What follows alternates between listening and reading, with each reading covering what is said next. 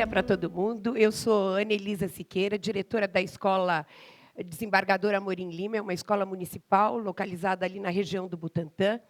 E a gente tem um percurso de 17 anos de transformação da escola, né? A gente começou com um trabalho junto à comunidade, tentando pensar como que a gente mudava aquela realidade. Tinha uma série de questões importantes para a gente que nos provocavam, eu digo, a mim e os pais, porque é uma escola, que eu acho que é importante eu dizer, que recebe crianças oriundas de famílias com muito pouca escolaridade e crianças que vêm de famílias com bastante escolaridade. Então, essas pessoas estão dentro dessa escola numa atitude muito interessante de solidariedade, de respeito, e isso desde que eu cheguei lá. Então, foi muito importante esse trabalho da participação, que a gente vai construindo junto com a comunidade, olhando para a escola que a gente tem e que escola que a gente quer formar, né?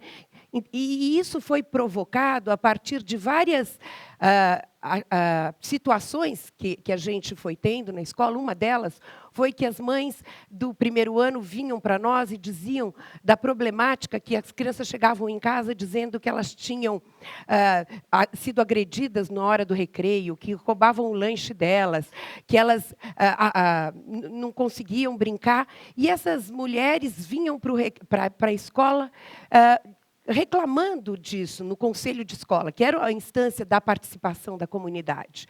E aí a gente vai pensando como é que a gente vai resolver isso tudo por conta do pouca quantidade de funcionários que a gente tinha naquela época. E a grande questão foi que essas mães adentram a escola para cuidar do recreio das crianças. À medida que essas mulheres entram na escola, o movimento delas na primeira hora era: eu vou cuidar do meu filho. E daí elas descobrem que dentro da escola elas são muito mal-vindas até pelos filhos, porque tinha uma história delas correrem atrás dos filhos e os filhos correrem das mães. E nesse momento acontece uma coisa muito maravilhosa, na minha opinião, que é como que esse olhar privado deixa de ser para o particular e passa a ser um olhar público, né? Como é que eu olho? Eu paro de olhar só para o meu filho e começo a dar conta de olhar para os filhos de todas as mulheres.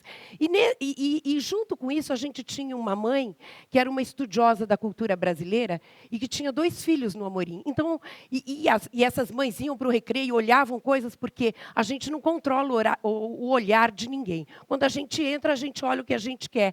E isso aconteceu na escola. Então, as mães não olhavam só. Já não era mais olhar para o filho, mas era olhar para um todo. E daí era olhar para os meninos que estavam sem aula, era olhar para o banheiro que estava sujo. E isso, cada vez mais, vinha sendo fomentado dessas mulheres dentro do conselho de escola, numa atitude, eu acho que a atitude é importante, porque elas deixam de ser a mãezinha, né, para ser uma mulher que pensa politicamente aquela escola. E daí o projeto político passa por um outro patamar de qualidade de discussão, que daí elas não queriam mais que a gente só mostrasse o projeto, mas elas queriam discutir aquele projeto, tudo que a gente tinha escrito naquele projeto, se aquilo era verdade ou não era, tendo em vista o olhar delas. E essa mãe, essa Conceição, que foi importantíssima, e a gente tinha um projeto, a gente escreveu um projeto de cultura brasileira e tivemos o apoio da Fundação Natura, que era ampliar o horário de aula das crianças em 2 horas. As crianças ficavam 2 horas a mais com uma série de atividades que chamavam oficinas de cultura brasileira. Essas oficinas aconteciam fora do horário curricular, mas isso também acabava trazendo a comunidade muito mais para dentro da escola, porque nenhuma mãe na cidade de São Paulo sai às 5 horas do trabalho, mas às 7 elas saíam e vinham buscar os filhos. E, neste momento, elas conseguiam olhar mais a escola, conseguiam falar daquela escola, conseguiam dizer coisas que antes elas não tinham material para dizer. Então, não adianta você ter um espaço de participação quando essas pessoas não têm instrumentos de discussão.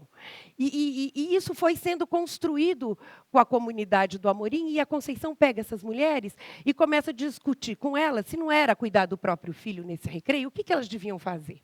Então, é uma história de sentar com elas e começar a recuperar quais são as brincadeiras da infância. E como essas brincadeiras podem fazer parte do recreio, não no sentido de fazer um recreio dirigido, mas de possibilitar algumas oportunidades para as crianças. Meu filho está tudo bem no recreio, mas o filho de outra pessoa pode estar com questões que eu posso ajudar. Por exemplo, oferecer uma bola, ensinar a bater corda, fazer uma amarelinha no chão, enfim. Todo esse repertório foi sendo construído com essas mulheres no sentido de aproveitar essa vida delas. Depois ela vai para um trabalho com o teatro de mamulengo, que era a especificidade do estudo dela, e essas mulheres constroem os bonecos a partir daquele texto do Leonardo Boff, da ave e da galinha.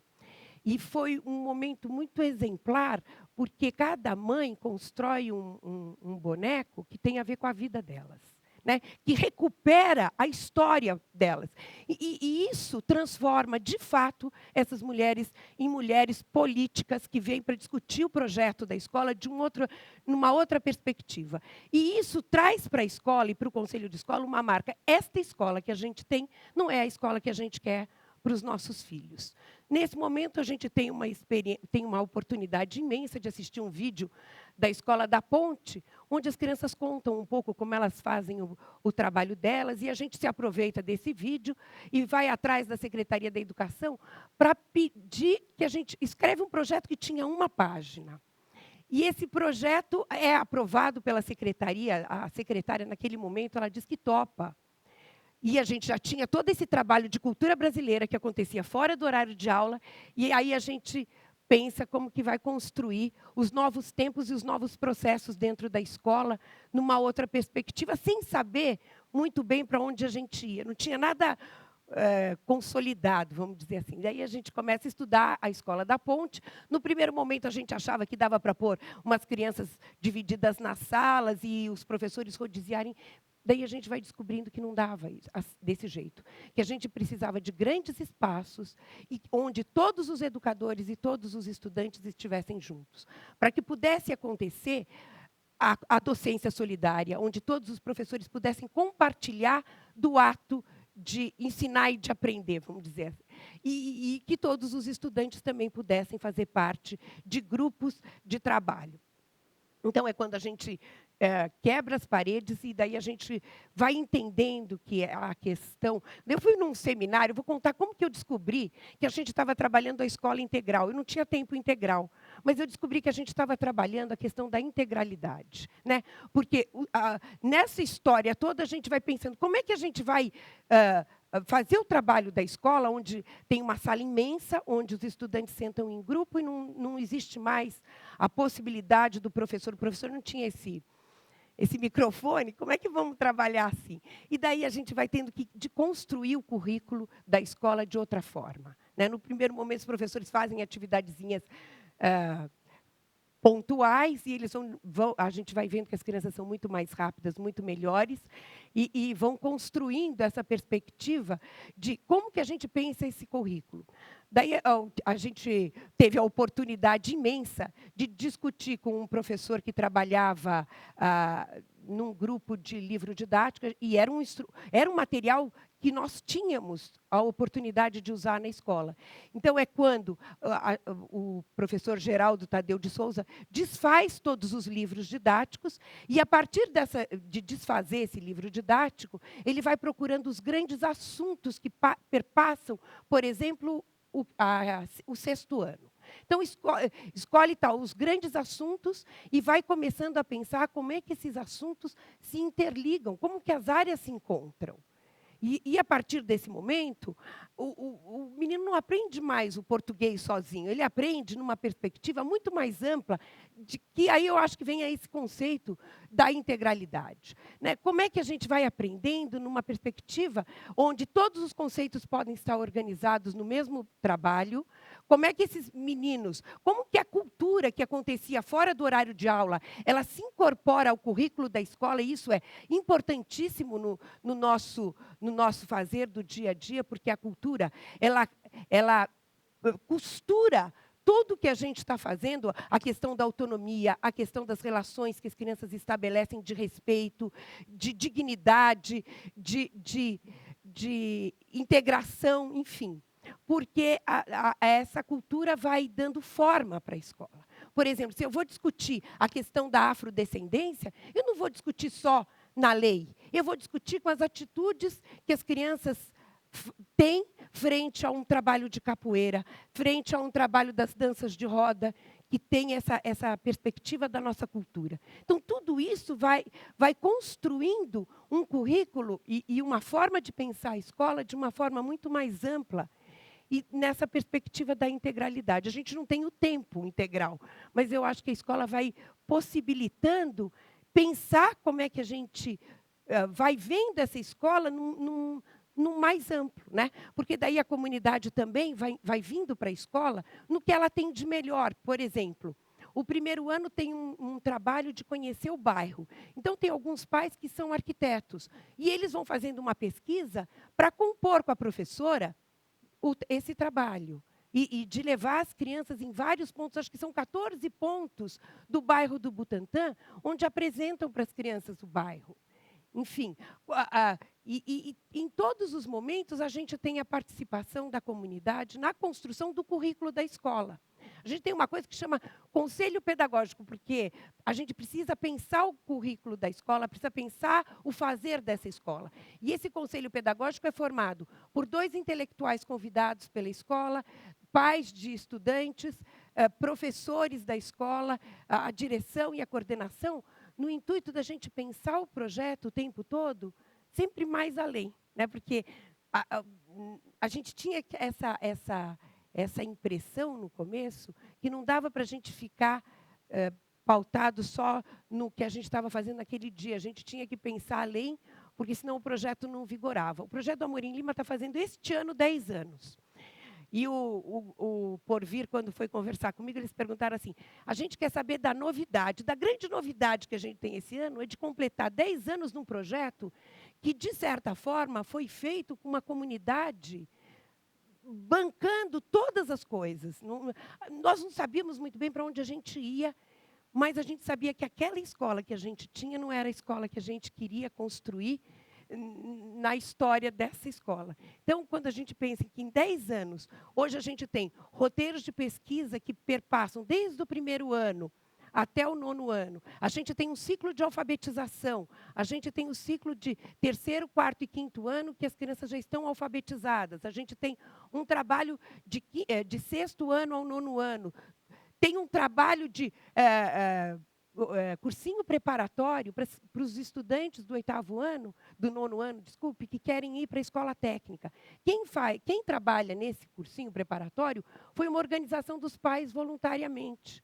Então, a escola é toda, o tempo todo, a gente tem essa participação e que eu acho importantíssima, porque não deixa a gente parar.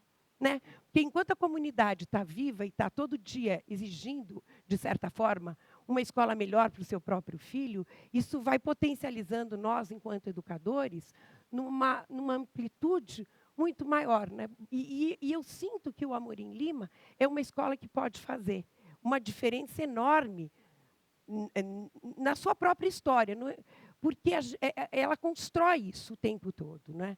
Por exemplo, quem faz o jornal da escola, tem um grupo de pais que faz. Tem o site da escola, é uma mãe que faz. Enfim, a comunidade está o tempo todo muito presente nessa questão de pensar também o que as crianças estão aprendendo. Então, o que a gente ensina e o que a gente aprende não está focado só nos educadores, mas está na comunidade. A gente vai entendendo que essa comunidade é a grande mantenedora desse projeto, porque a gente passa, né? E quem fica é aquela comunidade que está presente, que está todo dia atuando, né? E querendo uma escola diferente, e, ao mesmo tempo, nessa perspectiva de pensar o estudante tendo um compromisso com essa condição do todo, não é? Porque, por exemplo, a gente tem um grupo de risco também para as crianças que estão em situação de risco. O que é uma situação de risco? Crianças que estão com problemas de roubo, que estão usando droga. Tudo isso a escola vai construindo um lugar de pensar as situações que aparecem no cotidiano. Né? E como que a gente vai dando respostas para esse cotidiano. E a gente tem um trabalho também com os guaranis de Parelheiros, que a gente tem uma casa de reza guarani, não é de guerra, é de reza guarani, mas pode ser de guerra, né? Porque a gente tem que rezar para as coisas darem certo o tempo todo, porque eu falo que eu não tenho certeza. As certezas são muito incertas na educação, né? Então, como é que a gente tem que cuidar para que elas virem realidade e passem do sonho para alguma coisa concreta. E quando ela vira concreta, a gente já tem que estar fazendo outra coisa, porque faz parte desse movimento do sonho, né? Então, acho que é essa grande situação que a gente vai vivendo de uma escola que eu sou absolutamente angustiada, mas a escola também, que a gente tem que se apressar, porque o tempo passa, né? E esses roteiros, as crianças... O roteiro, por exemplo, é muito bacana, porque o roteiro de vida é quase um roteiro de vida, não é o mesmo. Pode estar escrito as mesmas coisas, mas cada estudante tem a propriedade nesse roteiro, e a gente tem que entender que ele vai ter que fazer as junções passando pela própria história, porque tudo é cultura, né? Se a gente pensar que a gente é constituído pela cultura, é a cultura que vai possibilitar esses conteúdos todos que a gente estuda, não é? Ele que vai dar forma, é a nossa cultura que vai dando forma para a nossa história. Então, eu penso que é isso que a gente tem de melhor feito, mas de uma forma meio alucinada, assim, né?